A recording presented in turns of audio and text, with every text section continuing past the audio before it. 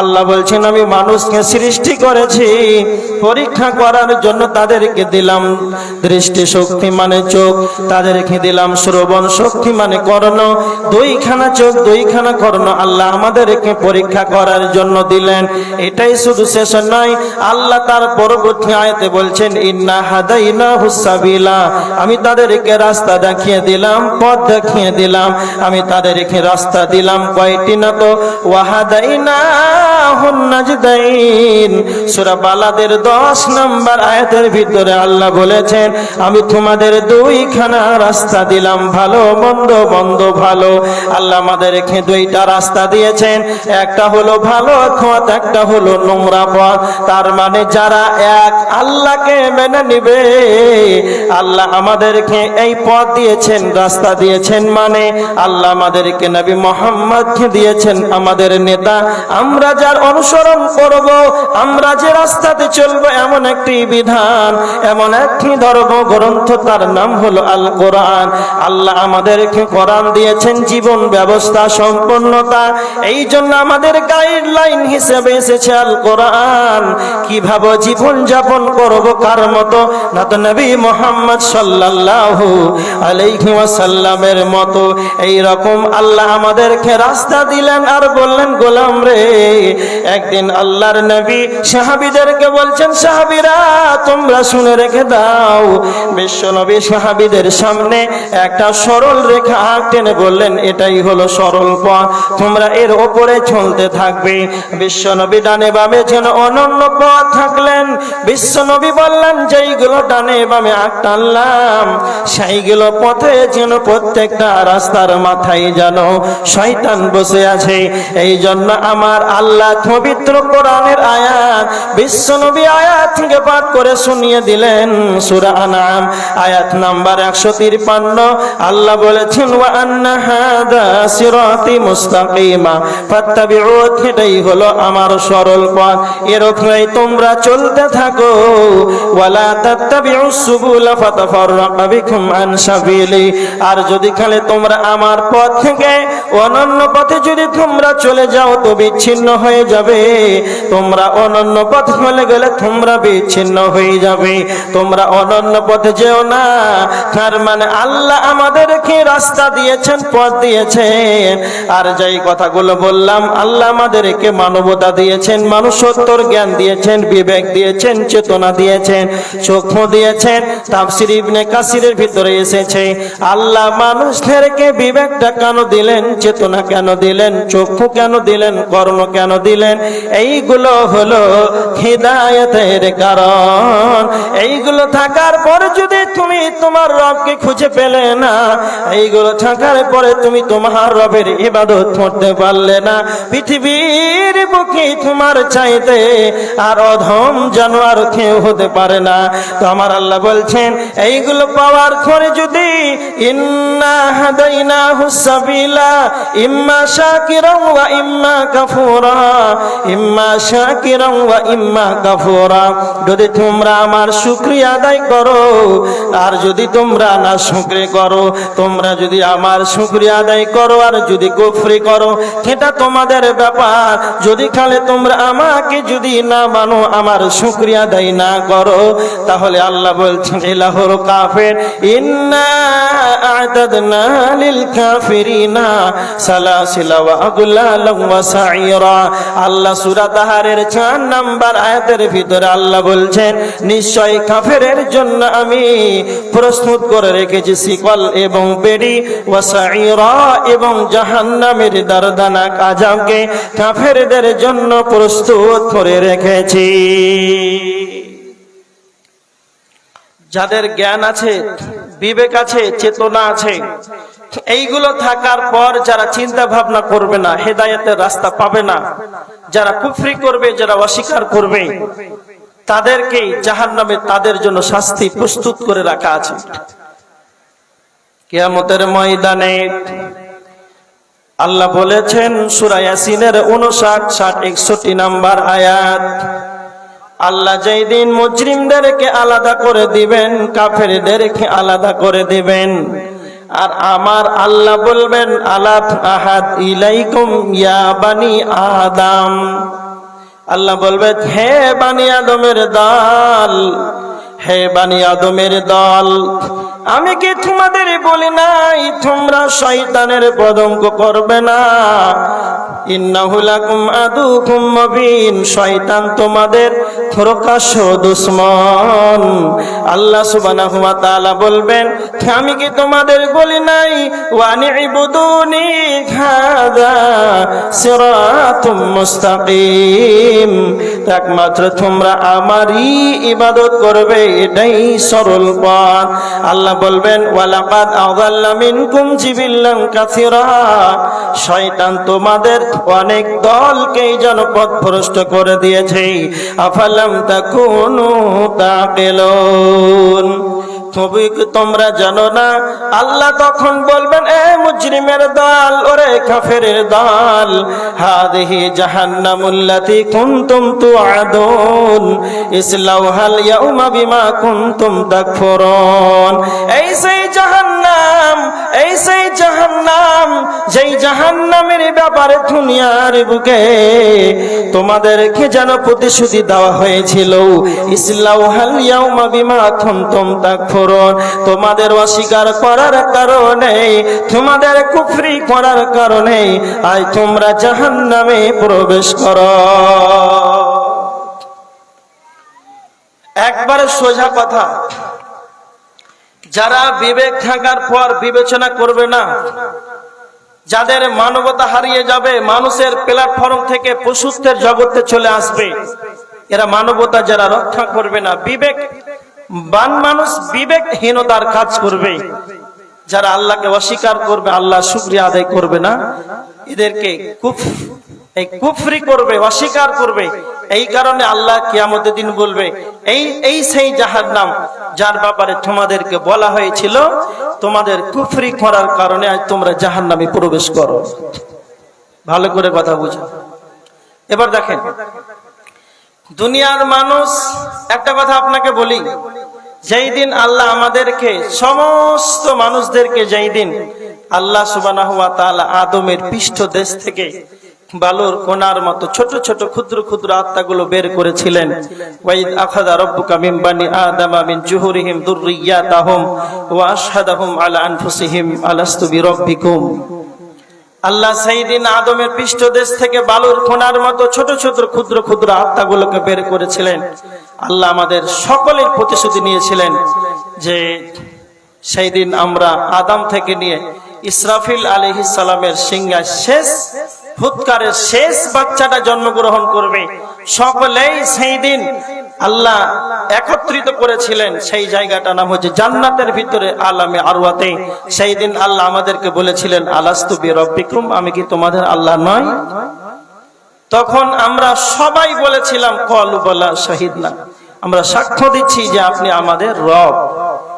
আমরা আল্লাহকে স্বীকার করে পৃথিবীতে এসেছি, আর আল্লাহকে মানার পর আজকে পৃথিবীর বুকে এসে নাফরমানি, আজকে আল্লাহর ইবাদত হচ্ছে না। আর বর্তমান কিছু মুসলমান আছে, তো এরা ইবাদত করছে এক প্রকার, তারা হচ্ছে ডিজিটাল নামাজি আর ডিজিটাল ইবাদতকারী বর্তমান আছে। আচ্ছা আপনারা বলেন, এক প্রকার ইবাদতকারী এমন হলো, যখন রমজান মাস আসে তখন ভিড় করে মসজিদে চলে আলো, আর যখন ঈদ শেষ আর মসজিদে খোঁজে পাওয়া যায়, হয় না? না, আপনাদেরকে একটা কথা বলি, ভালো করে মাথায় রাখে, ইমামের পিছনে যারা সালাত আদায় করে, আপনারা কি বলেন তাদেরকে? কি বলেন আপনারা? মুসাল্লি। আচ্ছা, আপনাদের চোখে মুসাল্লিরা ভালো না খারাপ? হ্যাঁ, ইবাদত তো করছে আল্লাহ, স্বীকার তো করে এসেছে আল্লাহ আপনি আমাদের রব, সাক্ষী দিলাম, ইবাদত করছে। শুধুমাত্র রমজানেই এই ইবাদতের কথা বলা হয়েছে না? যতক্ষণ পর্যন্ত তার আত্মা, যতক্ষণ তার শ্বাস চলছে, মরা পর্যন্ত, জ্ঞান থাকা পর্যন্ত ইবাদত করতে হবে। এই যে মুসাল্লি, আপনি বললেন যে যারা ইমামের পিছনে সালাত আদায় করে তাদেরকে মুসাল্লি বলে, তো মুসাল্লিরা আপনাদের চোখে ভালো না খারাপ? হ্যাঁ, ভালো। ভালো না? কত কষ্ট করে পবিত্র হয়ে গোসল করে উজু করে মসজিদে গেল, আতর লাগে, সেন লাগে, আর জুব্বা পরে, টুপি লাগে, দাড়ি ছেড়ে, ভালো। তো আল্লাহ বলছেন সূরা মাউনের 4 নম্বর আয়াত, ফাওয়াইলুল লিল মুসাল্লিন, মুসাল্লিদের জন্য দুর্ভাগ্য। লেনেবের আপনার চোখে মুসাল্লিরা ভালো, আল্লাহ বলছেন যে মুসাল্লিদের জন্য দুর্ভাগ্য।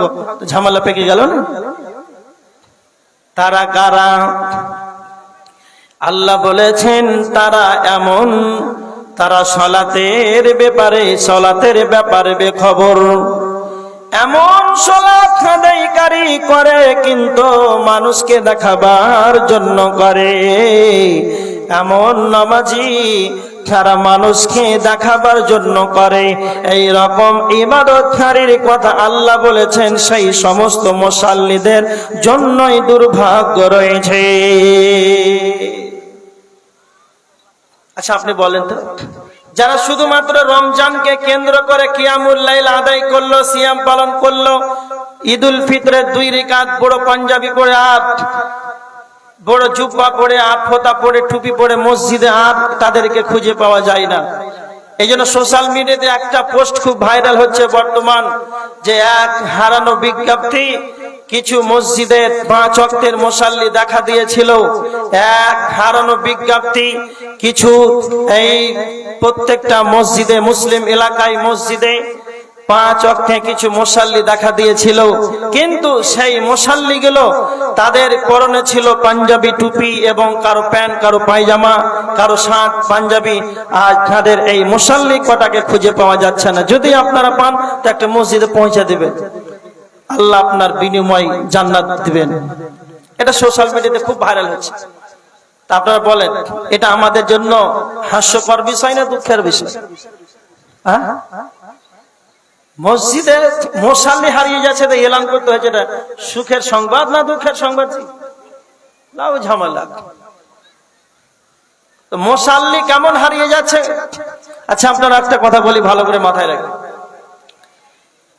জোয়ার ভাটা বুঝেন আপনারা? হ্যাঁ, জোয়ার ভাটা বুঝেন না? তো এই জোয়ার ভাটা যখন হয়, কোথায় হয়? নদীতে জোয়ার ভাটা হয়, সমুদ্রে হয়। যখন জোয়ার আসে তখন পানি একবারে নদী পর্যন্ত ফুল হয়ে যায়, আবার যখন ভাটায় তখন আস্তে আস্তে সব ভাটিয়ে গেল। তা আপনারা শুনেছেন যে জোয়ার হয় কোথায়? নদীতে, সমুদ্রতে, কিছু কিছু নদীতে, সব নদীতে না। আর এখন বর্তমান মুসলমানদের সমাজে মসজিদে মুসাল্লির জোয়ার আসছে যখন শাবান মাস শেষ, রমজানের চাঁদ যখন উঠে তখন মুসাল্লির জোয়ার চলে এলো। মসজিদের বাইরে নামাজ পড়তে হচ্ছে, আর জায়গা হয় না। তখন কমিটির মাথা খারাপ, আর গ্রামের মুসাল্লি কমিটি বাদ দিতে হবে, 3 তালা করতে হবে, 4 তালা করতে হবে, লাইন ঝামেলা। এই কমিটি এতদিন কি করছে? 10 বছর হয়ে গেল, মুসাল্লিদের জায়গা হচ্ছে না।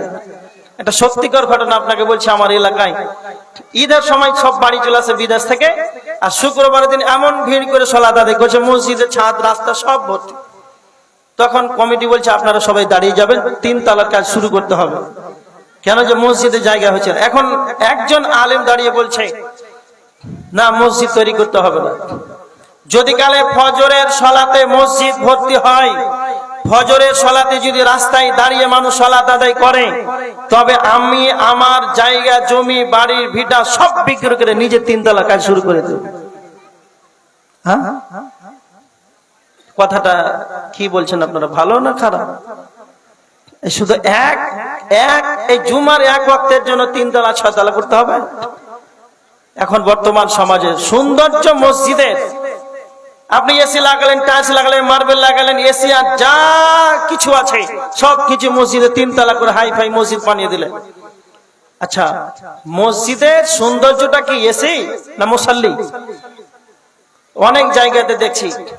আর পাড়া গ্রামও এখন কিছু কিছু জায়গায়, মুর্শিদাবাদের বীরভূমের সাইডে, বোলপুর স্টেশনের এই পাশে আর সাঁইথিয়ার এই পাশে, এই পাশে যত মসজিদ আছে, রমজান মাসে গিয়ে দেখলাম ছোট ছোট মসজিদ, পাড়া গ্রাম, তবুও দেখছি এসি লাগা আছে। আর মুসাল্লি 5টা 7টা 8টা 10টা দেখেন। আচ্ছা, এই যে অবস্থা মুসলমানদের এখন বর্তমান, যে মসজিদে এসি লাগাতে হবে, তার মাথা কাজ করছে। কিছুদিন আগে এক ঈদে, এই ঈদুল ফিতরে মসজিদের উপরে লাইট টেঙেছে, লাইট, এই ছোট ছোট এই যে মন্দিরের লাইট গুলো টাঙে না, ছোট ছোট লাইট গুলো, তো গোটা মসজিদে মন্দিরের মতন করে সাজাচ্ছে। বলছে এটা তো বিদআত, এটা চলবে না। তো বলছে মসজিদের ভিতরে লাইট জ্বলে না, ওটা জ্বলছিল এতদিন থেকে ঠিকই ছিল, আর আমরা একটা ঈদের খুশিতে লাগালাম তো এটা বিদআত হয়ে গেল। হ্যাঁ জি, এক আশ্চর্য ঘটনা যে ও 5 ওয়াক্ত সালাত আদায় করে না, কিন্তু ওকে শয়তান রমজানে বাধা আছে, কিন্তু ওকে পাকিয়ে রেখেছে রমজানের আগে যে তুই লাইটটা লাগাবি, তারপর আমি ঈদের পরে ছুটবো। সোশ্যাল মিডিয়াতে, ফেসবুকে একটা খবরে একজন পোস্ট করেছে যে আচ্ছা আপনারা তো জানেন আল্লাহ রাসূল সাল্লাল্লাহু আলাইহি ওয়াসাল্লাম বলেছেন ওয়াসুফিদাতিশ শায়াতিন, রমজান মাস আসে তখন শয়তানকে বেঁধে দেওয়া হয়। তো শয়তান যে বাঁধা আছে, তো মানুষ তো আরো শয়তানি করছে, তা হাদিসটা কি জাল? অনেক মানুষের প্রশ্ন আছে যে শয়তান তো বাঁধা, তো কেন এরকমটা হয়? ভালো করে শুনেন। আচ্ছা আপনি ফ্যান যে চালু করলেন, ফ্যান চালু করার পর আপনি সুইচ দিলেন, বন্ধ করে দিলেন, তাই সুইচ বন্ধ করার পরে আপনার ফ্যান বন্ধ হয় না? তো আস্তে আস্তে ঘুরতে থাকে, আপনারাই বলেন থাকে না থাকে না? তো ওই রকমই শয়তান আপনাকে 11 মাস যা চালিয়েছে না, ওই সুইচ বন্ধ করে দেয় আল্লাহ রমজানে, কিন্তু ওই আস্তে আস্তে আস্তে গতিটা কিন্তু আপনার চলছে, বুঝতে পেরেছেন?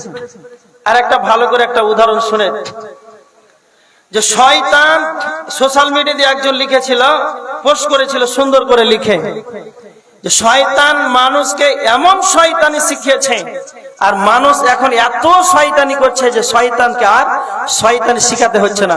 শয়তান এখন চুপচাপ সর্দারের মতন বসে আছে, আর ওদের শয়তান দেখছে আমার থেকে জোর করা তো না। আর এইটা যদি না হতো তাহলে ওকে কে শিখালো যে রমজান পরে সালাত আদায় করতে হবে না? তাহলে ও কত নম্বর শয়তান? শুধু শয়তান দেখছে যে ও রমজান শেষ হলেই নামাজ ছাড়বে, তার মানে ওকে কত রকম করে শয়তান পাকিয়ে রেখেছে। আল্লাহ বলছেন শয়তান তোমাদের প্রকাশ্য দুশমন। আমি যতগুলো কথা বললাম, এই মসজিদের কথা বলছিলাম, এসি লাগাবে, টাইলস লাগাবে, মার্বেল লাগাবে, কিন্তু এর সৌন্দর্য কি মসজিদের মুসাল্লি তা খুঁজে পাওয়া যায় না। আল্লাহ নবী সাল্লাল্লাহু আলাইহি ওয়াসাল্লাম বলেছেন হাত্তা ইয়াতাবাহান নাসু ফিল মাসাজিদ, কিয়ামতের পূর্ব লক্ষণ এমন একটা সময় আসবে, সেই সময় মানুষ মসজিদকে নিয়ে অহংকার করবে, করে না করে না? আপনাদের মসজিদে 3 তলা টাইলস মার্বেল সব লাগিয়ে গেলেন, ইটাহার একটা মেয়ের বিয়ে দিলেন, তো ওখানে দিনমোহর করতে গিয়ে দেখছে না মসজিদ একটা খেয়াড়ে খুঁটার মসজিদ, তিরপাল ডাঙ্গা আছে উপরে। তো বলছে না তোমাদের ইটাহারের মানুষ কি করছে মুসলমান গালা গো, একটা মসজিদ তৈরি করতে পারে না? আমাদের গ্রামে দেখে আসবে তো হলদিহারাতে, একবারে 3 তলা মার্বেল সব কমপ্লিট। ও বাচ্চারা একদিনে জুমাতে বাদে আর যায় না, ও বলে মসজিদ কিনা অহংকার করছে। কথা এতটুকুই, আমার কাছে ভালো করে শুনেন।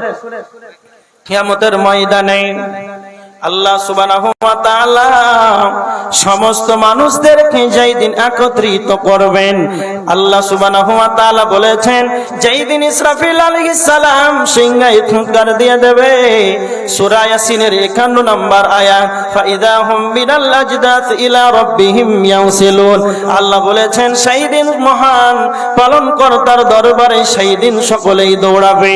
আল্লাহ সুবহানাহু ওয়া তাআলা সূরা নাবার 18 নম্বর আয়াতের ভিতরে আল্লাহ বলেছেন ফাতাতুনা আফওয়াজা, সেই দিন দল দল কিয়ামতের ময়দান হাজির দেবে, ওয়া মা হুম আনহা বিগাইবিন। সূরা ইনফিতারের 16 নম্বর আয়াতের ভিতরে আল্লাহ বলেছেন সেই দিন কেউ পৃথক থাকবে না, সেই দিন কেউ আলাদা থাকবে না, সকলকেই কিয়ামতের ময়দানে হাজির দিতে হবে।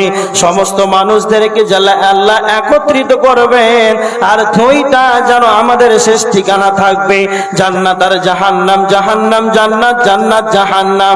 এই দুটো শেষ ঠিকানা থাকার পর আল্লাহ যারা জান্নাতি হবে আল্লাহ তাদেরকে জান্নাতে দিয়ে দেবে, আর যারা জাহান্নামী হবে আল্লাহ তাদেরকে জাহান্নামে দিয়ে দেবে।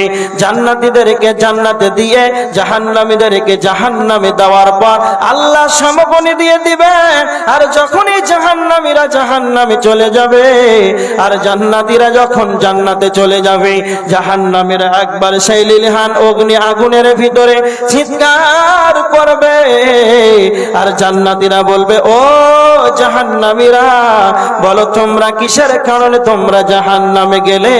তখন তারা প্রথম কারণই বলবে, সূরা মুদ্দাসিরের আয়াত আল্লাহ বলেছেন তারা বলবে ক্বালু লাম নাকু মিনাল মুসাল্লিন, আমরা সালাত আদায় করতাম না, বেনামাজি ছিলাম, সালাত আদায় না করার কারণে আল্লাহ আমাদেরকে জাহান্নামে দিয়েছে। শুধু মূল একটা পয়েন্ট দেওয়ার জন্য কথাটা বললাম জাহান্নাম যাওয়ার প্রথম কারণ কি আপনারাই বলেন? বলেন। নামাজ না পড়া। আচ্ছা আপনারা বলেন তো, কাউকে জাহান্নামী বলা যাবে? বলা যাবে না। একটা নষ্ট মহিলা, খারাপ মহিলা কুকুরকে পানি পান করে জান্নাতি, হ্যাঁ জানেন আপনারা? কুকুরকে পানি পান করে জান্নাতি। তাহলে কে জাহান্নামে যাবে, কে জান্নাতে যাবে, ওটা কারো বলার ক্ষমতা নাই, বলাও ঠিক না। কিন্তু একটা কথা মনে রাখবেন, আমার কাছে দেখেন, সমস্ত ওলামাদের মত, পৃথিবীর সমস্ত আলেমদের মত, বেনামাজি জাহান্নামী। কাউকে জাহান্নামী বলা যাবে না, কিন্তু বেনামাজি জাহান্নামে যাবে। কেন? কেন না তো কোরআনের আয়াত সূরা মুদ্দাসিরের 43 নম্বর আয়াত, যখনই জাহান্নামীদেরকে বলা হবে কেন তোমরা জাহান্নামে গেলে বলো, তখন তারা প্রথম কারণ বলবে আমরা সালাত আদায় করতাম না। এটা কোরআনের আয়াত, এমন একটি গ্রন্থের কিতাবের আয়াত, সেই কিতাবে আল্লাহ বলেছেন এমন একটি কিতাব রে, যে কিতাবে কোনো রকম কোনো সন্দেহ নাই। এটা হাদিস নাই যে আপনারা মনে ভাববেন এটা হাদিস জাল হতে পারে, দুর্বল হতে পারে, সানাদ ছুটে যেতে পারে, হাদিসের রাবি কমজোর হতে পারে। এটা নয়, স্বয়ং আল্লাহ জিবরাইলকে যা বলেছেন নবী মুহাম্মদকে তা ডেলিভারি দিয়েছেন। এই আয়াতে কোনো রকম কোনো সন্দেহ নাই, জাহান্নামে বেনামাজি জাহান্নামে যাবে। শুধু একটা মিনিট আপনাকে একটা কথা বলি। আচ্ছা আমি যে কোরআন থেকে উদ্ধৃতি দিলাম যে বেনামাজি জাহান্নামে যাবে, আপনি তো বলেন যে বেনামাজি জাহান্নাম যাবে, কোরআন থেকে তা উদ্ধৃতি দিলেন, কিন্তু একটা হাদিস বলেন যে হাদিসটা সরাসরি বলা আছে যে বেনামাজি জাহান্নামে চলে যাবে। আপনাদের প্রশ্নের সালাত আদায় না করলে জাহান্নাম সরাসরি কোনো হাদিস নেই। তখন আপনারা বলছেন কেন? কেন এর দলিলটা নাই কেন? আচ্ছা আপনাকে একটা কথা বলি, বিশ্বনবীর জামানায় মদিনাতে আল্লাহ রসুলের পিছনে মদিনাতে মুনাফিকরা সালাত আদায় করেছে না করেনি? আপনার কেউ বলতে পারবেন মুনাফিকরা সালাত আদায় করেছে না করেনি? হ্যাঁ করেছে। আচ্ছা আপনাদের